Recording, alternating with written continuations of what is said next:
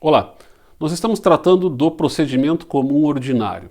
No nosso último encontro eu fiz um panorama dos diferentes procedimentos que nós temos e nós começamos a tratar especificamente deste que seguimos tratando agora, que é o mais comum deles, que é o procedimento comum ordinário, que se aplica aos crimes cuja pena máxima seja igual ou superior a 2 anos. Na aula anterior, a gente tratou especificamente da discussão relacionada ao recebimento ou rejeição da denúncia. Vimos lá que essa discussão toda envolve a análise das condições da ação e dos pressupostos de validade. Já vimos também que há toda uma discussão quanto ao momento de efetivo recebimento da denúncia, Fiz menção até a uma expressão do professor Aurí Lopes Júnior, que fala na mesóclise da discórdia, que foi uma alteração operada no Código de Processo Penal em 2008, que acabou fazendo com que eu tivesse dois momentos diferentes no Código de Processo referindo à ideia de recebimento da denúncia. Já se discutiu muito e hoje se entende que o primeiro momento é aquele que é considerado o momento de efetivo recebimento e, portanto, de causa interruptiva da prescrição. É justamente este, o momento que antecede a citação, inclusive. Tá? Então, o Ministério Público oferece a denúncia, o juiz decide receber a denúncia e, uma vez que receba, determina a citação do acusado. Então, na aula de hoje, nós vamos focar nessa discussão da citação. Existe uma série de nuances importantes aqui que nós temos que trabalhar e que vocês têm que conhecer. A partir da própria ideia da razão de ser da citação, que veja e tome cuidado com a terminologia, não estou falando de intimação, aqui a intimação é um ato que pressupõe uma prévia citação, tá? Então a gente está tratando aqui do primeiro momento de informação ao acusado da existência do processo. E aqui também é importante não fazer algumas confusões. Se o investigado estava acompanhando a investigação, isto não significa dizer que ele estava citado, porque investigação é uma fase pré-processual. A citação pressupõe um processo. E o processo se forma quando? Quando eu tenho alguém peticionando, um autor peticionando para um juiz com jurisdição, recebendo essa petição inicial. A partir daqui eu tenho um processo e aí eu vou citar o réu para informá-lo da existência de um processo, para dizer ao réu o seguinte: olha, se você estava acompanhando a investigação, agora preste atenção, porque aquela investigação já encerrou e agora tem o início de um processo. Então, réu, venha se defender, venha exercitar a sua ampla defesa, venha exercitar o contraditório, que é da razão de ser, é da essência do processo. Então, a citação tem, pelo menos, essa dupla finalidade de informar a respeito da existência do processo e de chamar o réu para vir se defender. É preciso fazer uma observação aqui de mudança do rito comum ordinário anterior a 2008 e de 2008 para cá. Esta citação até 2008, ela era feita para que o réu fosse interrogado. O interrogatório do réu até 2008 era o primeiro ato que se realizava na instrução probatória imediatamente após a citação. Então, até 2008, o réu era citado para interrogatório. Bom, muda a lei em 2008, ele não é mais citado para interrogatório. O interrogatório foi deslocado lá para o fim do rito. Agora, essa citação é uma citação para que o réu venha apresentar uma resposta técnica à acusação por advogado. E aqui é muito importante entender isso, então, até para não fazer algumas confusões que ainda vão aparentar uma certa estranheza, a redação do Código de Processo, que nem toda ela ficou ajustada à ideia de que o réu é citado não mais para ser interrogado num determinado dia, numa determinada hora, mas sim, ele é citado para apresentar uma resposta técnica por advogado em 10 dias. Então ele mesmo, o réu, não precisa se apresentar uma vez citado como precisava, antes da reforma de 2008. Vamos avançar um pouquinho, talvez vai ficar mais claro essa questão que eu estou querendo pontuar aqui. Então diz o artigo 351 que se o réu residir na comarca do juízo, Como regra, ele deve ser citado pessoalmente, a chamada citação real também pela doutrina. Então, citação pessoal ou citação real é a mesma ideia. Tendo, portanto, o réu uma residência conhecida, ele deve ser citado na sua residência. A ideia é que vá até a casa dele um oficial de justiça, levando um mandado de citação, certo? Este mandado de citação deve conter algumas informações básicas aqui, né? Bem óbvias até, né? O nome do juiz, se for um caso de ação penal privada, né? O nome do querelante é a vítima, a autora da ação penal privada, o nome do réu, ou se não souber o nome dele, elementos que permitam identificá-lo, né? A residência do réu, o fim para que se faz a citação, que é informá-lo da existência do processo e chamá-lo, o juízo, o lugar, o dia e a hora em que o réu deverá comparecer. Aqui é que há um certo descompasso, né, da regra, porque ele não deve comparecer necessariamente, só nos demais atos processuais, se quiser. Subscrição do escrivão e a rubrica do juiz. Então é o básico do básico, né? Bom, mas e se o réu não residir no endereço que seja da comarca, como é que faz? Bom, nesses casos deve-se expedir uma carta precatória. A carta precatória é um documento que se expede ao juiz da outra comarca na qual o réu reside, para que ele, outro juiz, faça então a citação no endereço daquele acusado. Então imagine que o sujeito mora em São Paulo e tenha cometido um crime em Curitiba e o processo esteja tramitando aqui. Bom, ele precisa ser citado. Como é que eu vou fazer? O juiz de Curitiba expede um documento chamado carta precatória, pedindo ao juiz de São Paulo que expeça então a citação através de um oficial de justiça que vá lá no endereço do réu e faça a citação para que ele saiba da existência do processo aqui em Curitiba. Então você tem o juízo deprecante, que é aquele que expede a carta precatória, o juízo deprecado, aquele que recebe e cumpre a carta precatória. Professor, mas e se o réu morar no exterior, como é que faz? Bom, aí a carta muda de nome, chama-se carta rogatória. E aí o juiz expede a carta rogatória pedindo ao juiz daquele país que faça a citação correspondente do réu. Claro que essa carta vai sair daqui, do juízo, vai lá no Ministério das Relações Exteriores brasileiro, vai ser feita uma tradução por tradutor juramentado, vai ser encaminhado ao Ministério das Relações Exteriores do país correspondente, que por sua vez encaminha ao juiz, que faz a citação e depois todo o percurso de volta, né, até chegar aqui a informação de que o réu foi efetivamente citado, certo? Então, são dados importantes aqui que o Código traz. Quando do cumprimento da citação no endereço do acusado, é importante que o oficial de justiça promova a leitura do mandado, tá? E entregue uma contrafé, né, uma cópia do mandado de citação, na qual, diz aqui a lei, na qual se mencionarão dia e hora da citação. Também deve-se fazer uma certidão, o oficial de justiça, ele deve declarar, né, numa certidão que fez a entrega da contrafé e a sua aceitação ou recusa.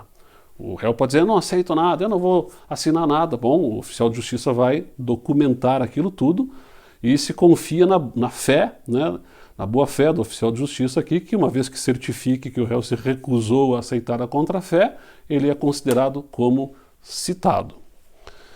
358 diz da citação do militar, que se fará por intermédio do chefe do respectivo serviço, então se informa ao chefe e não diretamente a ele, o chefe, por sua vez, repassa a informação. Tem uma regrinha aqui que também perdeu um pouco de sentido em relação ao funcionário público, né? Que trata aqui o dia designado para o funcionário público comparecer em juízo. Bom, isso era na regra anterior à reforma de 2008, quando de fato tinha um dia que ele tinha que comparecer para ser interrogado. Agora, como eu já antecipei, não existe um dia específico ainda marcado, existe apenas a necessidade de ele apresentar a defesa por advogado em 10 dias. E se o réu estiver preso, claro, aí será citado pessoalmente. Vamos imaginar uma situação na qual o réu começa a querer se esconder da citação. Imagine que ele saiba que o oficial de justiça está querendo localizá-lo e ele começa então a evitar de encontrar com o oficial de justiça. A reforma do Código de Processo Penal de 2008 trouxe também uma novidade para o Código de Processo Penal, que é a chamada citação por hora certa, que já existia no Código de Processo Civil, mas que aqui foi introduzida apenas com a reforma de 2008. Então, o que diz a nova redação do artigo 362? Verificando que o réu se oculta para não ser citado, né, ele está se escondendo, o oficial de justiça certificará a ocorrência e procederá à citação com hora certa, na forma estabelecida nos artigos 227 a 229 do Código de Processo Civil de 73. Opa, professor, espera um pouquinho que esse código não vale mais. É verdade. O novo Código de Processo Civil, as regras correspondentes à citação por hora certa estão agora nos artigos 252 a 254 do novo Código de Processo Civil. Então tem que fazer uma leitura aqui que atualize, né, o sentido da regra anterior à reforma do processo civil. E lá no Código de Processo Civil se diz que se deve tentar pelo menos 2 vezes. O código não fala, mas o ideal é que nessas 2 tentativas o oficial vá em horários diferentes de preferência, né? Porque imagine que o réu trabalhe de tarde e ele não esteja no seu endereço à tarde, e o oficial de justiça vai sempre à tarde. Então, é claro que não vai encontrar nunca o réu lá, né? Então o ideal é que ele alterne os horários, ainda que a lei não diga exatamente nesse sentido. Então ele deve comparecer pelo menos 2 vezes no endereço, de preferência em horários diferentes, e informar a alguém da família, se estiver residindo no local, ou se não tiver ninguém residindo no local, a um vizinho. Ele deve informar, então, a essa pessoa que retornará no dia útil subsequente, num determinado horário especificado, por isso chama-se citação por hora certa. Então ele tentou uma vez, não localizou. Tentou uma segunda vez, não localizou. Na terceira ele informa ou o morador, que seja um parente do acusado, ou o vizinho, que ele estará ali de novo, numa 4ª ocasião, num determinado horário, né, e que naquele horário ele considerará o réu como citado. E se o réu não estiver lá, ele deve entregar uma cópia ou para o morador, se for um parente, ou para o vizinho, com a incumbência de que ele entregue ao acusado. Aqui também tem que tomar algum cuidado, porque se eu referi agora há pouco que diante da recusa do acusado de fazer a aceitação da contrafé de que recebeu uma cópia, né, lá na casa dele, eu dou crédito à palavra do oficial de justiça que certifica esse dado no anverso do mandado de citação. Neste caso aqui, a jurisprudência tem olhado com um pouco mais de reserva a crença na credibilidade da palavra do oficial de justiça, que pode ceder frente à argumentação em sentido contrário, como quem diz, olha, mas eu não estava me escondendo, eu estava lá, enfim. É possível haver uma certa discussão aqui quanto à validade da certidão do oficial de justiça que diga que tentou citar por mais de uma vez, não conseguiu e por isso promoveu citação por hora certa, tá? Completada a citação por hora certa, se o acusado não comparecer, ser-lhe-á nomeado defensor dativo. Então vai ser nomeado um defensor para fazer a sua defesa técnica. Isso aqui também é muito importante e vou aproveitar o gancho para dizer algumas coisas assim. Eu já disse que o oficial de justiça vai até a casa do sujeito para citá-lo, para que ele apresente então uma resposta técnica em 10 dias. E se ele não apresenta essa resposta técnica em 10 dias? Como fazer? Posso seguir com o processo? Não.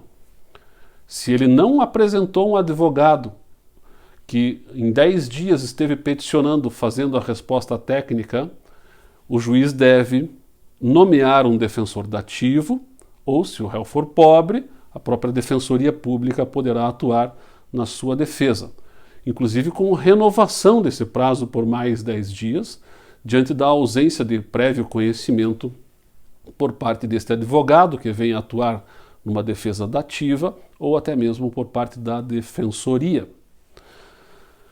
Então é importante entender isso. E se ele foi citado, o advogado fez uma petição, mas uma petição pedindo vista do processo, não fazendo a defesa propriamente dita.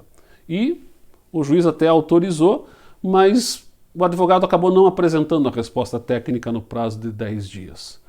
Então, se o advogado se apresentou como advogado daquele réu, mas foi negligente, o juiz não pode de imediato partir para a substituição daquele advogado por um defensor dativo. A interpretação jurisprudencial exige que o juiz primeiro indague do próprio réu se ele quer trocar de advogado. Então o oficial de justiça vai ter que agora voltar na residência do réu, informando a ele que aquele advogado que ele contratou foi negligente, não apresentou a resposta em 10 dias. E se ele quer então indicar um novo advogado, e aí eu tenho que aguardar a manifestação do réu. Só no caso dele não se manifestar, uma vez intimado quanto à necessidade de indicar o novo advogado, é que aí sim o juiz pode nomear um defensor dativo. Tem que tomar um cuidadozinho, então. E isso aqui às vezes demora, hein? Tem todo um jogo aqui, né? Tá? De atrasar o processo e tal, né? Por conta dessa necessidade de se ouvir previamente o acusado, pessoa física, quanto à intenção de trocar o advogado que ele mesmo apresentou num primeiro momento, diante da desídia deste advogado. E se eu não localizar o réu de jeito nenhum, né, não é uma citação por hora certa, eu não faço ideia de onde ele esteja residindo, eu tentei localizar no endereço que estava indicado, não localizei, o promotor tentou atualizar esse endereço, entrou em contato com os órgãos públicos que costumam ter cadastros, né, das pessoas. Aqui no Paraná, a Copel, que é a Companhia Elétrica, de Energia Elétrica, Sanepar, Companhia de Água, Tribunal Regional Eleitoral, órgãos públicos que costumam ter cadastros e normalmente imagine que a resposta venha indicando aquele mesmo endereço que já foi testado e foi infrutífero. Então eu esgotei todas as tentativas de atualizar o endereço do réu. Ele está em lugar incerto e não sabido. Nesse caso, qual é o caminho a se percorrer? Bom, aí eu deixo de trabalhar com uma citação pessoal real e vou para a citação ficta, né? Ou por edital, prevista aqui no artigo 361. Se o réu não for encontrado, será citado por edital com prazo de 15 dias, diz a lei. E complementa o artigo 365 no seu parágrafo único, dizendo que esse edital será afixado à porta do edifício onde funcionar o juízo e será publicado pela imprensa onde houver, devendo a afixação ser certificada pelo oficial que a tiver feito e a publicação provada por exemplar do jornal ou certidão do escrivão, da qual conste a página do jornal com a data da publicação. Então, essa citação é uma citação ficta, né?